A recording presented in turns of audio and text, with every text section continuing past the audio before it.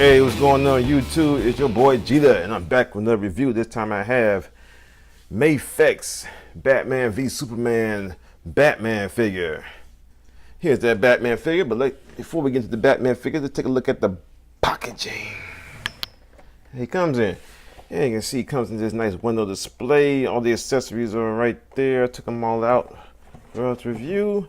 On the side, you get the MAFEX Batman product shot right there. You got product shots in the back. Well, all he does and comes with is doohickey weapons right there. Side product shot. You got the bottom, extra warnings. Top Batman vs Superman MAFEX number 17. And off the box goes to the family. Here are the accessories that come with Batman. Comes with quite a few. You got his grenade launcher. Just sculpted in detail, not much to it, no paint, so it seems. Grapnel gun, silver and brown painted, nicely molded. Batarang, not much to that. Got a smoke grenade, not much to that also. So it might be painted.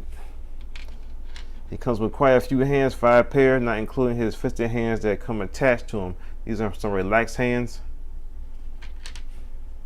And all these hands got the molded, the brass, the knuckles, the reinforced knuckles that are gold on here. So some holding hands. Come on, quite a few holding hands. Another set of holding hands with a different style grip, like a trigger finger hand.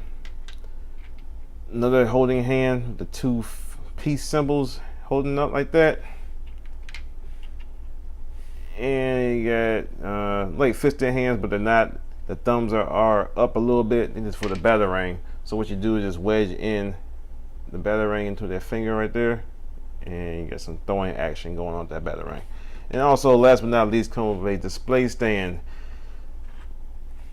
And it's not the greatest. I think I like the figure arts, or the the figure arts one better because it has a little ratchet at the bottom.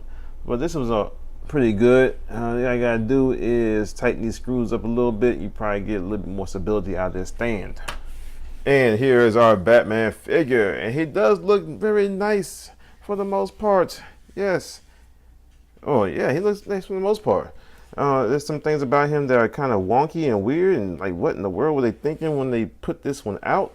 Type of stuff going on. But let's take a close look at him real quick from the outside perspective. You can see his face. Got some eyes going on there. Looks pretty okay for the most part. His 5 o'clock shadow, the Ben Affleck shadow, looks very weird. It looked like more like he was caught eating a chocolate powdered donut than like stubble, because there's no stubble down here at the chin at all. It's just all around his mouth for the most part. It looks kind of weird and crazy. They could have done better with that. But the rest of the suit looks pretty good. The head sculpt looks pretty good. You got the nice texturing from the bat suit right here, like some Kevlar type weave going on right there. Nice bat symbol. Gold on his utility belt. Pouches, capsules, and what have you. Lift his cape up. You got the DC Comics things in the back. It looks good from the back though. Arms look pretty good. You got the gold on the gauntlets, gold on the knuckles. Very good boots. Got nice sculpting going on. The gold metal on the toes. Like some scuff is going on this boot right here. He has no peg holes, but nice treads on the bottom of his boots. That's really, really good.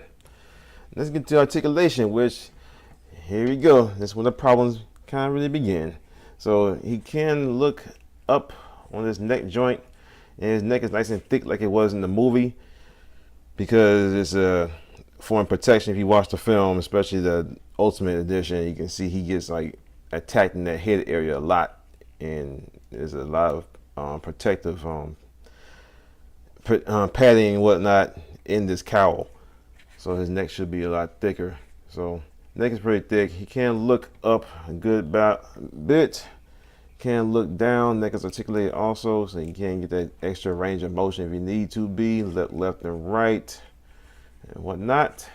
And arms, here's when the arms come into play. So he goes up at the shoulder about that much, which is ridiculous. Like, how does this even get out of tooling like this? This is crazy. I don't know why and what happened that his arm cannot go up more than this. This is crazy. It barely moves. But he can rotate it around like so, but up at the shoulder, that's unacceptable at all. And got some up and down motion at the shoulder. Get a little shrug action going. Rotate at the bicep. Double hinge elbow. Nice elbow joint right there. Like how that's sculpted right there. Get the elbow actually sculpted into instead of having an elbow pad. Wrists do rotate around. They're on a hinge also. Get some flex action going there. About this wrist right here, it seems to be, you see the ball joint a lot more. For some reason, it will let you push this in all the way. Oh, this is coming apart. That was coming apart. I saved it. But yeah, you can't seem to push this one all the way in, all the way. Maybe I gotta reverse it. Can this one come out?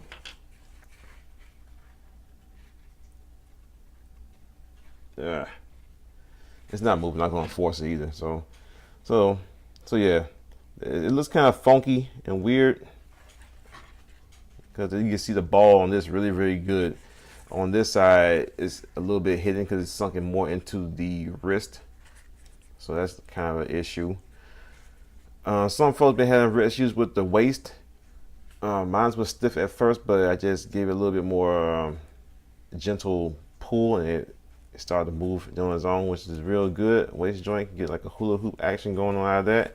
Got a nice diaphragm joint, can get some more hula hoop action out of that, and then the scope still goes up through the torso. You're not getting a lot of unsightly gappage, less than the back, but you get the cape that's covering that up.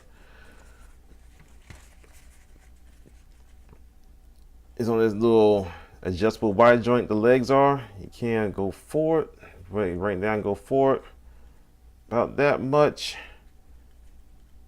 Rotation at the upper thigh.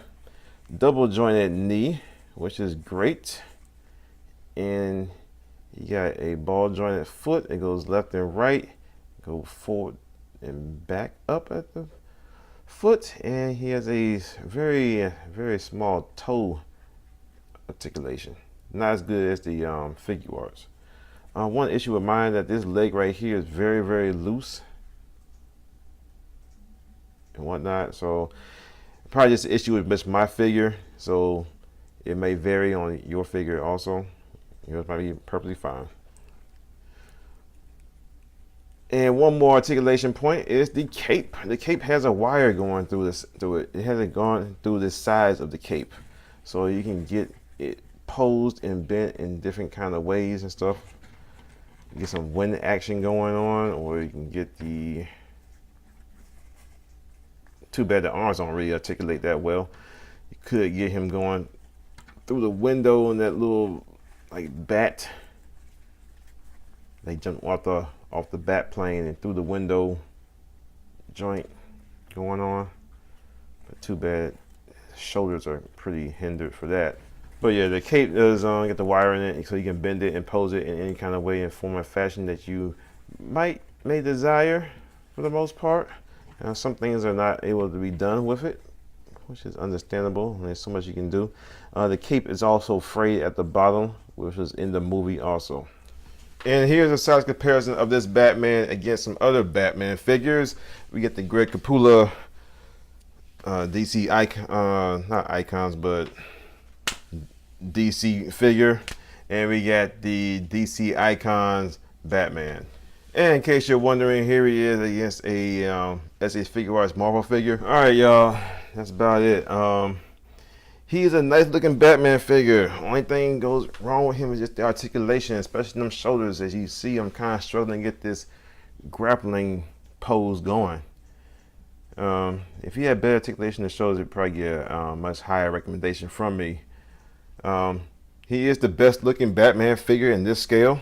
He's way much better than those ones you see in the multiverse, whatever they do online at your local toy store. Yeah, I mean, you have to be really creative with what you do in the posability of this guy. The cape is very nice. I like the cape. All the details are very good. And like I said, just the shoulder articulation is very crappy.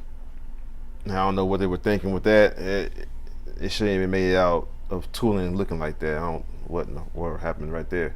And especially for, it's kind of a bummer. It's just this being my first MAFEX figure after I decided to go ahead and try them out after I heard so many great things about the Amazing Spider-Man figure and stuff like that. I mean, let me go ahead and try these guys out, and then this is what I get.